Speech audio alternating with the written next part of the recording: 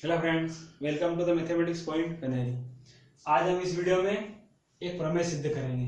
प्रमेय है हमारी कि इस वृत्त के किसी बाह्य बिंदु से वृत्त पर खींची गई दो स्पर्श रेखा, एक स्पर्श रेखा ये हो गई पीबी और एक पीए, ये बराबर होती है आपस में। मतलब पीए की जो दूरी है, ये जो दूरी है ये पीबी की दूरी के बराबर है। ये हमें सिद्ध करना, क्या है बराबर है, तो ये हमें सिद्ध करना मैंने लिख दिया है।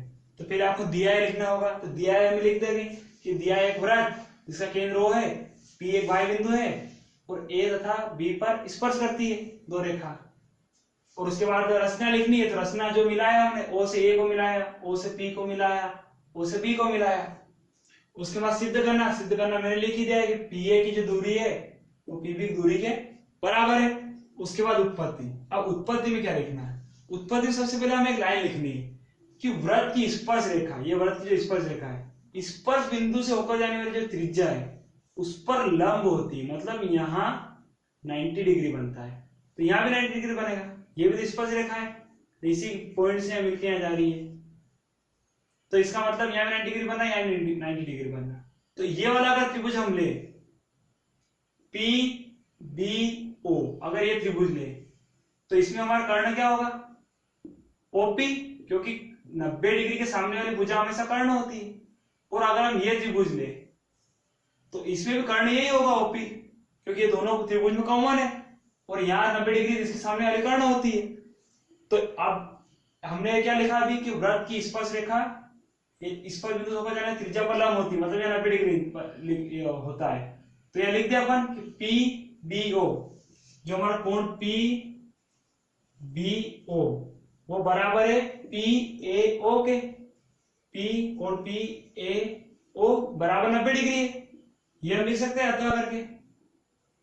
इसके बाद त्रिभुज पी ओ ए में पी ओ ए तथा त्रिभुज पी बी ओ में त्रिभुज पी बी ओ में। अब इसमें क्या क्या क्या चीज बराबर है?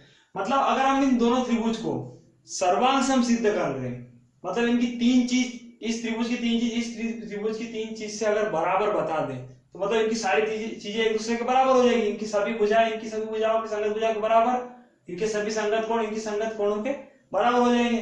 तो इसको हम तीन चीजें बराबर बता दें। तो अगर हम इस त्रिभुज में देखिए, इस त्रिभुज में और इस त्रिभुज में क्या क्या बराबर है? एक तो हमारा ओपी बराबर है, ओपी इस त्रिभुज में भी है और इस त्रिभुज में भी है। तो ओपी बराबर ओपी, ये हमारा क्या हो जाएगा? उभय निष्ठ भुजा। ये हमारी उभय निष्ठ भुजा हो गई, ओपी ओपी उभय निष्ठ भुजा हो गई। और एक हम देखें तो ओए और ओबी ये दोनों बराबर है। क्यों है?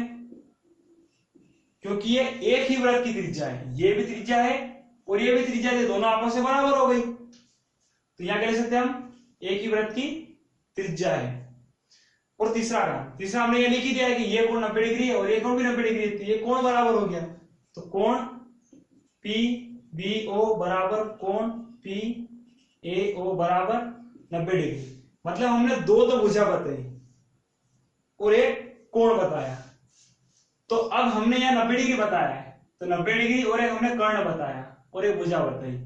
तो समकोण कर्ण भुजा सर्वांग सम का नियम लगेगा।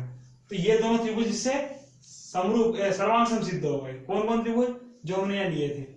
त्रिभुज पी ओ ए, ये लिखना डबल से, त्रिभुज पी ए और सर्वांग सम हो गया त्रिभुज पी बी ओ। अब क्यों हुआ? ये रिजल्ट लिखना पड़ेगा कि समकोण कर्ण भुजा सर्वांग समता नियम से। अब ये दोनों सर्वांग सम हो गए, इनकी सारी भुजा सारे कोण आपस में बराबर, तो हमें क्या सिद्ध करना था? पी ए पी बराबर है। तो अतः हम लिख सकते हैं P A is equal to P B. ये सिद्ध हो गया, मतलब पी ए की जो दूरी है पी बी की दूरी के बराबर है। Thank you.